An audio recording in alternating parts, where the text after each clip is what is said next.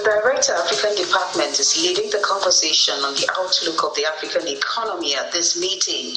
Let me start with a bit of good news. He begins with good news for the region. Growth is expected to rise to 3.8% in 2024 from 3.4% last year, amongst other positive indicators. The Sub-Saharan Africa's economy appears to be on the mend. We expect growth to accelerate to 3.8% from 3.4% last year, after peaking at almost 10% in late 2022. We're also seeing inflation having been halved in the early months of this year, thanks to decisive actions by central banks. This includes slower food price increases, a positive development in a region where the cost of living crisis has been acute in recent years.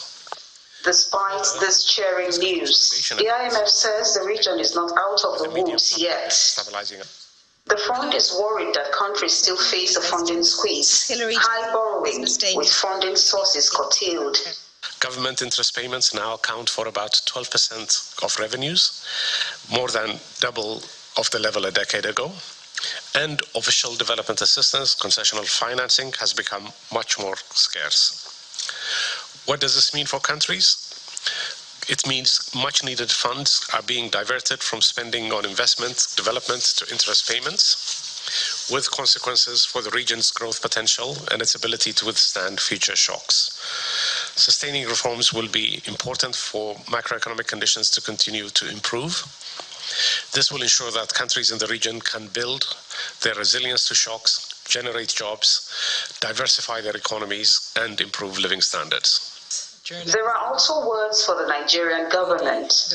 We applaud the steps government took to reduce the extent of subsidies. I think as oil prices have become volatile, the level of subsidy has also moved up and down. But I think, the direction of travel, I think, to remove these subsidies and use the resources to provide social protection for the most vulnerable households is, we think, the right one on balance, including from a of course, climate perspective. But first and foremost, simply because it's regressive and it's robbing poor Nigerians to support richer segments of society.